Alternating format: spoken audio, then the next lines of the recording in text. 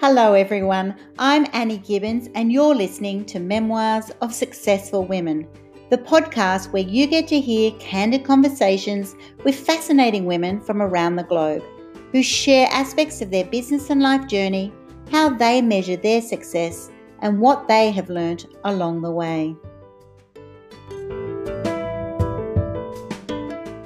So I'm so delighted today to have Karen Tisdell come and join us on this wonderful podcast. Welcome, Karen.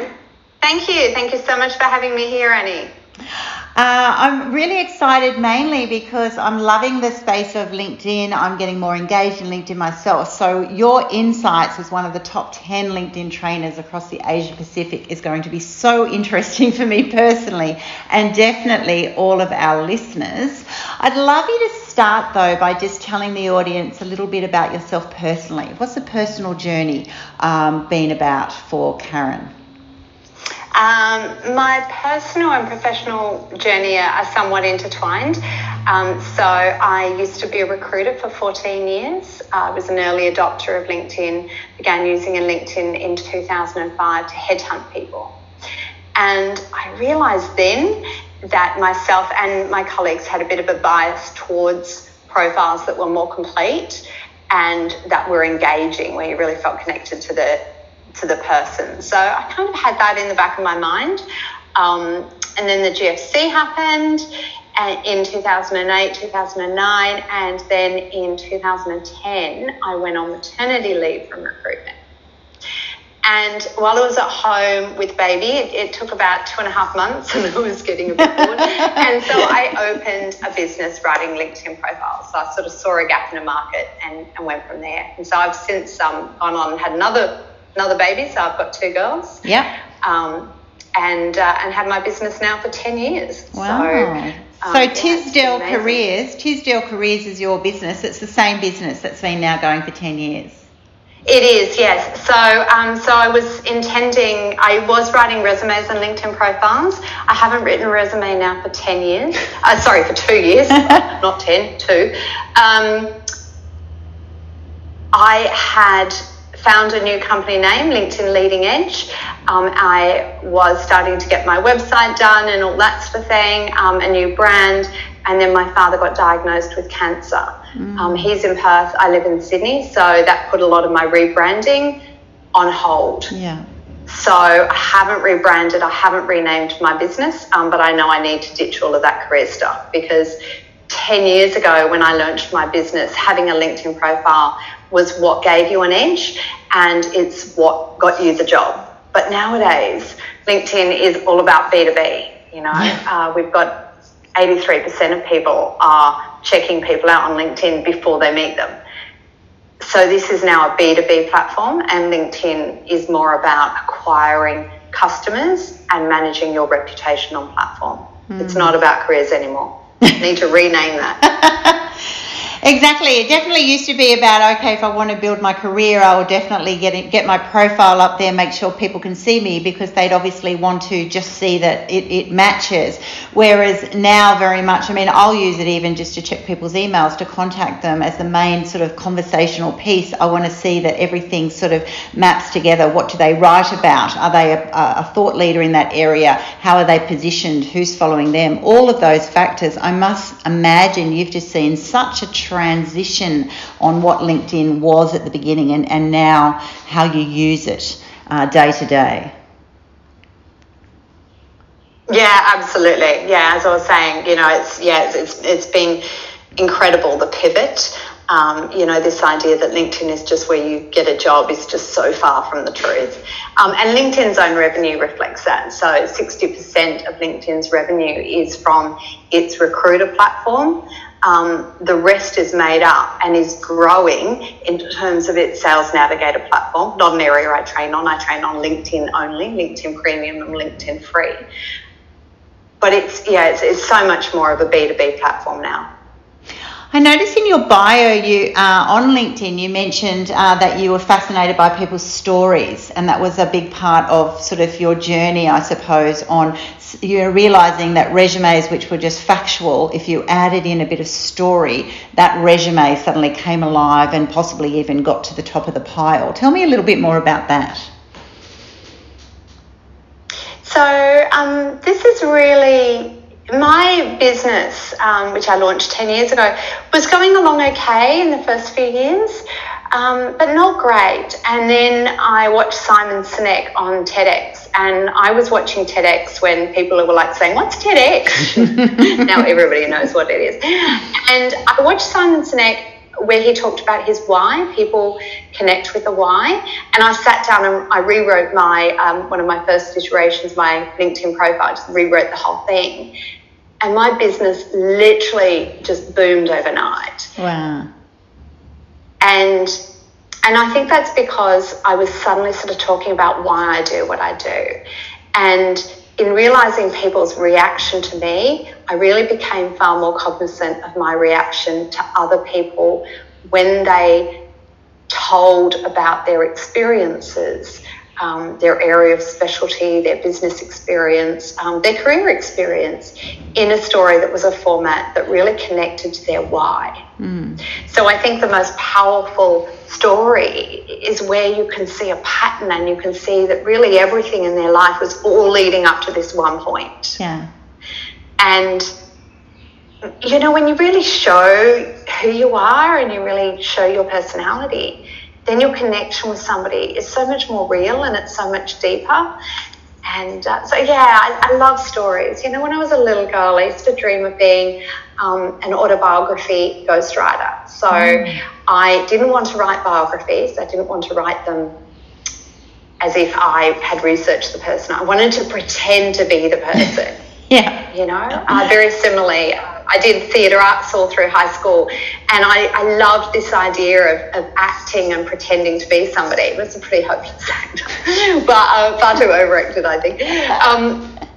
But the same with sort of writing. You know, I always wanted to be an autobiographer, and so for me, launching a business that was resume and LinkedIn profile writing and has now become all LinkedIn profile writing is all about stepping into someone's shoes.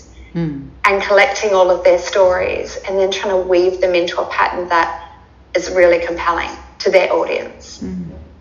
Beautiful. I love that. I'm all about story and all about the why, because I think that's the X factor with most people that I resonate with. It's all about the what, you know, what's the purpose behind what you're trying to achieve, what's driving you every day when things get hard, you know, what keeps you going. That why and that drive, that motivation is really key, and it also allows the person to differentiate, I suppose, you know, their unique personality, be it quirky or not. It actually allows someone else to go, yeah, I like that. I love their passion and what's resonating in them. Which is an interesting position. So tell me about your role now. Now you've gone way from writing just LinkedIn profiles. You're now a trainer, a profile writer, a coach, a speaker, a presenter. You're all over LinkedIn. What does that mean? What does your day-to-day life look like doing those sorts of roles? Pretty busy. It's pretty busy.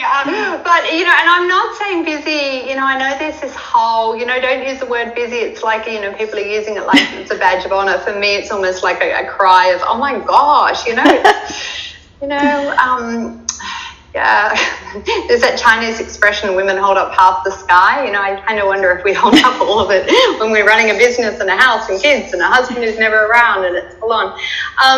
So what does a day-to-day life look like? So I typically wake up at 4:30, do 2.5 hours worth of work before the kids get out of school, go to school, and that's my creative time. So that's when I'm writing LinkedIn profiles, and then a day might be standing on a stage and presenting to people around how to use LinkedIn, and or it might be a couple of consultations. So a consultation is really that coaching piece, and that's where I show people how to use LinkedIn and guide them through what they need to change. Fantastic. How receptive are people? Are they desperate to have you help them, or are they sort of holding on to what they've had and are nervous about letting someone else change the way they're presented? I've had a business for 10 years and I still don't have a website. I don't sell. I don't have a landing page. Every time I get a client, I get another 3 clients, so they refer to me. So I don't encounter a lot of resistance because I don't do sales. I don't, people call me and say, I need you to do my profile. How much does it cost? Yes. Or how soon can I book in? So I don't encounter a lot of resistance around that LinkedIn profile writing. Around the training, that's quite interesting. So often, I'm training sales teams where the CEO or the sales director has gone, you need to all be on LinkedIn. And you're like, no, I don't want to be on LinkedIn. It's like Facebook for suits. So often on a stage or in a workshop, I'll get a lot of resistance. But that's okay. I actually quite like the tension in that. I like that I've got to really engage them. I've got to really find out what their objections are. And often their objections are very valid. I think one of the biggest reasons why business leaders don't use LinkedIn as well as they could is because they think it's a great big time suck. I just don't have time for LinkedIn. Yes. So I won't do any of it. So that's where I'm all about, you don't need to be posting every day because actually people get fatigued from seeing you all the time. You don't need to be on all the time. Just a little bit often is really enough. So for me, I'm all about coaching people on efficiency hacks to overcome that perception that, oh my gosh, I need to be on it all the time. You don't. Yeah, exactly. And which is really good to hear, because that's right. I think a lot of, senior leaders are all about, well, I either do something well or I don't. And so that sort of concept of, well, how do I put that sort of time and energy into doing posting and also getting the quality. It's not just the volume, it's the quality that represents them as their personal brand or their business brand. I can imagine that is a regular overwhelming sort of thought of, well, how much is too much and how little is too little, and what's your advice there? Getting them on to LinkedIn and making them look great and getting them using the platform. Yeah. So, most people don't know where to start. And with their LinkedIn profile, they imagine that it's a cut and paste to their resume, and it's not. They don't know how to write about themselves. They hate writing about themselves. So I overcome all of that by doing it for them or giving them a framework in which they can do it. If I'm, training a team of 25 or whatever, I'm not writing profiles for each one of them. I'm showing them how they can write their own profile. And just by giving them a framework for doing that, make sure you've got this, make sure you do this. This is a framework for talking about your about section. And I also show them how to use it. So, how do you connect with people at events using the QR code? How do you then follow up with a voicemail message? How do you customise your personalised invitations by using scripts for really simple sort of, cut, paste, tweak. Yeah.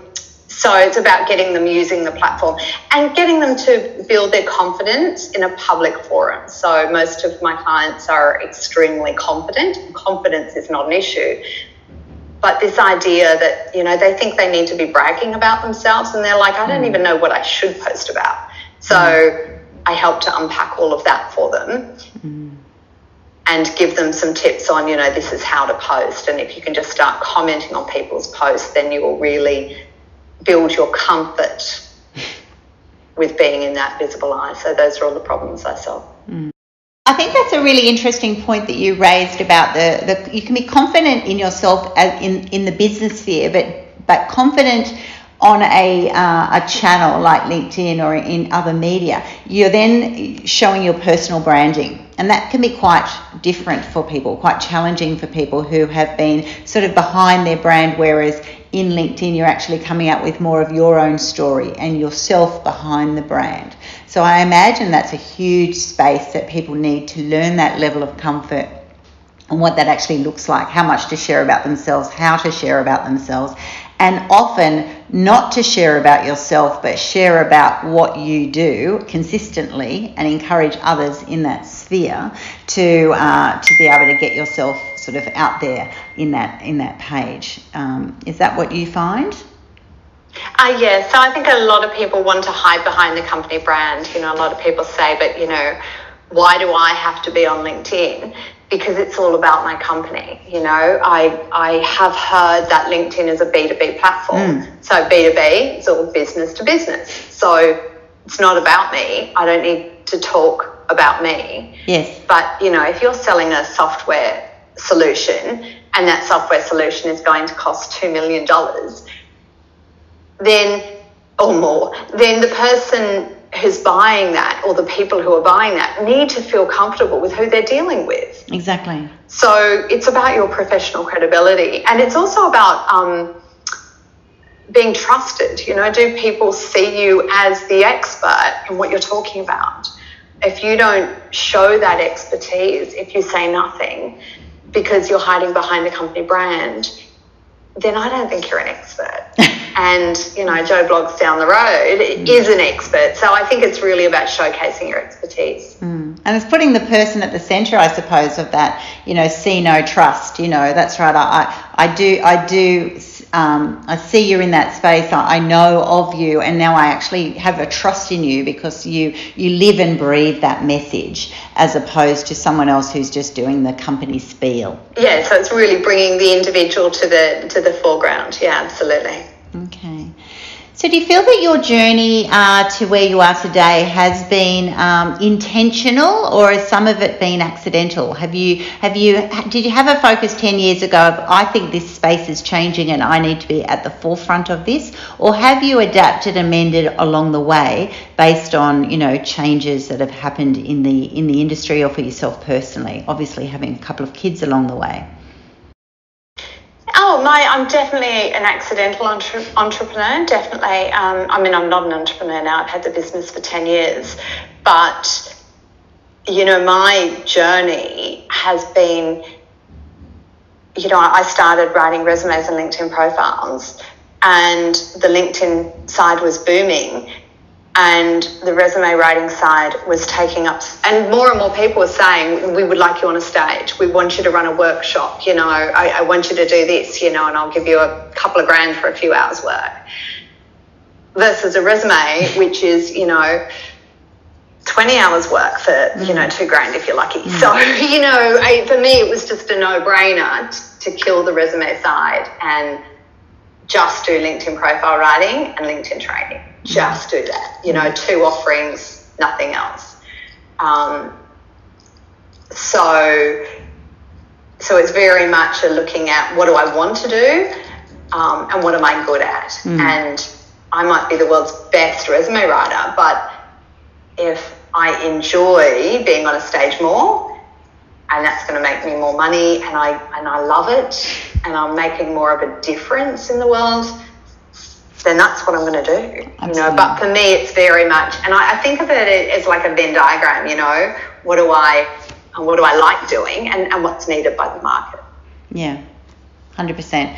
Shows that you're in your right space, exactly, because we can be good at many things, and at the end of the day it should be a no-brainer. If you love it more and you get paid more to do it, then definitely follow that pursuit, and I think you'll end up being happier at the end of the day anyway. Not that it's easy, I might be sounding quite sort of flippant about it, sort of like, I just pivoted my business and I saw there was a need and I went for it. There were a lot of people who were saying to me, LinkedIn training, what do you want to do that for? And what's LinkedIn training? And, you can't have a full-time business just writing LinkedIn profiles and being on a stage. There were a lot of naysayers, including actually my family and my husband, they really struggled to see that was going to be full-time.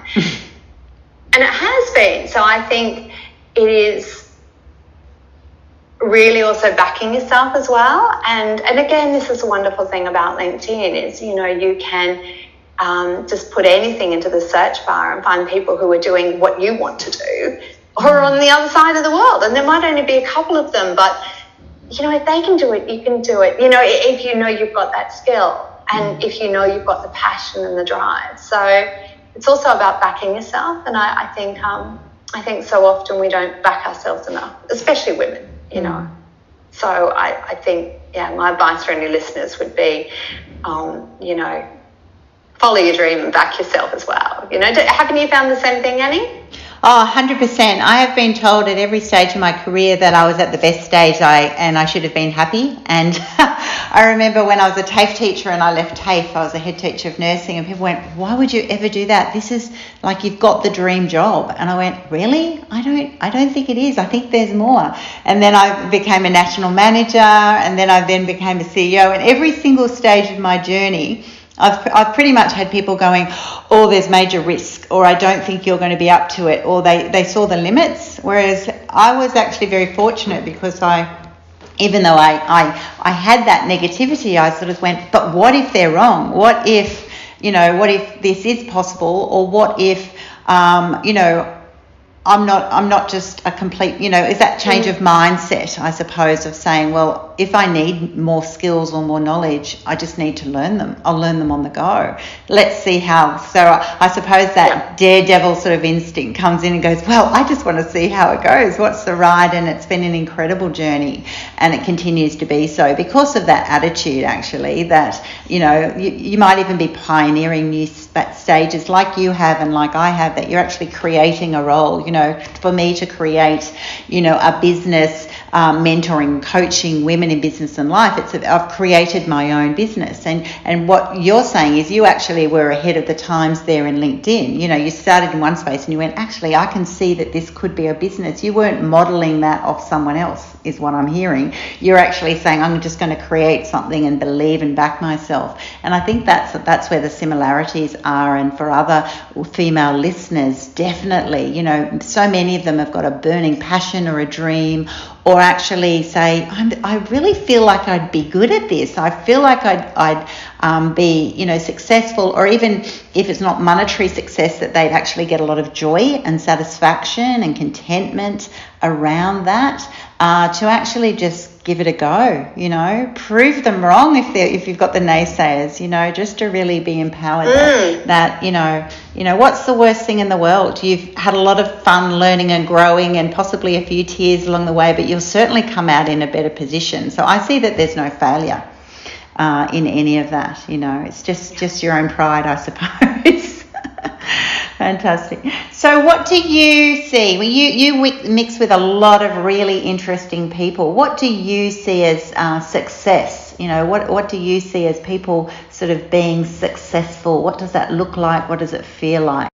I mentioned earlier, there's sort of no point in doing something if there's not some money behind it, but acknowledging that you've all got to start somewhere. So, I know there's this thing about, success is not all about money, but my dad left my mum when I was 14 and a half, and I was the oldest child and very much became the head of the family, the one who was quite, my mum was just brokenhearted and a bit of a mess for a few years.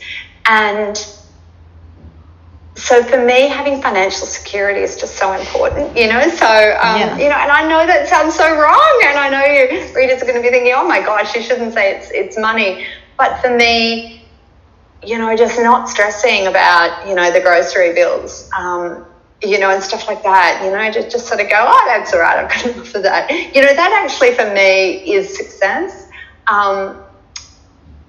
But I also really want to be really actively, in my child's lives. So I don't want to be so busy that I don't have time to look in their eyes and to listen to them. I don't want to be constantly going rush, rush, rush, rush, rush, So it is also making sure that every day I'm stopping and I'm listening to them, and I'm listening to the people who I love in my life. So success for me is not so much about, it's about financial security, but it's not about having me propped up, but being knowing that I've got the energy and the space and the time, and I'm thinking headspace actually, to give to others. I think that is so important. And to me, that is true success. To me, true success is when you can really hold space for others really easily. Beautifully said. So when you're in your space, you actually know. That make sense? It totally makes sense. For one thing, I think, don't apologise for talking about the financial requirements of it. You know, with financial sustainability comes opportunity, and that's what I see. I know it does sound bad, you know, well, are you in it for the money? Not totally, but yes, actually, because I do want to have a thriving business, and when I am financially secure, I'm able to do these wonderful things that we get blessed by being able to do: mentor others, give out to others, be on a podcast, share it at different venues. Much of it is paid, but also you have the opportunity to do much pro bono work. You have opportunity to not work as much because you can then balance time with your family and your children, and that is so valuable. You have opportunity, like I have, to be able to do aid work in areas that I'm really passionate about, and that's so valuable. And so that is necessary. That comes about because of that security that you have financially. So, you know, my words to women is don't shy away from that. You know, you are in business. You are trying to find that perfect blend of finding your passion, following something that you're good at, you're passionate about, and you have that level of expertise so that you can actually be financially secure, and you can then impact other people and find the balance and benefit of that. I think that's a wonderful package. So I really affirm you in that. I think it's a good thing, and we possibly need to stop apologising about that, because, you know, I think in the men's world it'd all be about, you know, wouldn't it be like, well, what do you want to do? I want to grow my business, I want to make a lot of money, and I want to be successful. It's a no-brainer. And you kind of go, well, there is a lot more to that. You know, I know the diversity of women that I'm interviewing for this podcast. You know, I'll get the whole breadth of humanity and what motivates different women to be in different industries and what they will deem as successful. But at the end of the day, whatever area it is, it's the ability to actually follow their heart, their passion, their skill and their expertise, and be able to be successful while impacting others, and then seeing that joy when they are positively impacted by what you have to offer. And I can see that already from your business, and that's why you are so successful, and that's why you don't have to even sell, that people come to you, because you're actually just living your truth. You're pursuing your passion, you're good at what you do, and then people will find that, and then they'll pay for that service, but they'll also be very, very blessed by the value that they receive from your services. So I think that's absolutely wonderful. Thank you. So for you two, we'll just finish with what qualities do you think resonate for you when you look around other women who you would call strong women? What qualities do you admire about them? Do resonate with you? Would you like to be more like? In the word, you know, when thinking about what makes a strong, confident, capable woman? That I want, but also to really connect deeply with the people I love and to be very present with my children. And so my personal challenge is switching from being go, go, go, go, go. You know, when you're on a stage, you know, like you need to bring so much energy into a stage, which is fine, because I'm almost, there's a reason why I don't drink coffee, you know, you just do not want to see me caffeinated. I'm already like go, go, go, go, go, go. So for me, what I really admire is their capacity to connect with people and still get a lot of stuff done, you know, because I really struggle to be on the go all the time, juggling lots of things, you know, it's all going on, and I've got all this amazing great work, and then just to sit down and listen to my 8-year-old tell this story that just goes on for so long, which doesn't seem to really have an ending point, you know, and just be fully present. So I really admire people who are fully present, yet they're still putting an ROI in their time. And I think that fully present really comes down to really deep empathy. You know, I really admire and like people who have a capacity to step into somebody's shoes really quickly. I think you can almost not be too empathetic, in a way, you really need to sort of understand, and I'm always thinking, what's the impact of my message on my audience, and, trying to put myself in their shoes. And I think that ability, is so admirable. And also I think to take a braver path, I think so many women fall into very prescribed roles, I must do this and I must do that. And I think to carve a path for yourself is something that, I'm so proud of having achieved. And it's something that I really admire in other people as well, is people who just really back themselves, who really go out on a limb and think, there might not be a lot of people doing this, but, I know I could be the one who could do it. So I think bravery is just fantastic. You really got to back yourself these days too. Well, thank you so much for all of your sharing today. It's been such an interesting chat. I really appreciate you giving up your time. I will definitely be telling all of my listeners how to find your services, how to find you on LinkedIn. I'm sure it's going to be very easy for them. And keep doing what you're doing. Be brave, be bold, keep empowering others, and stay focused and true to what you're doing, because I think you're being so impactful. And it's really wonderful to hear of a woman who has created her own path and is living and breathing that. So thank you for sharing. Thank you. Thanks so much, Annie. So it's really great to be on your podcast. It's fantastic. So thank you very much. Really appreciate the opportunity. Thank you all.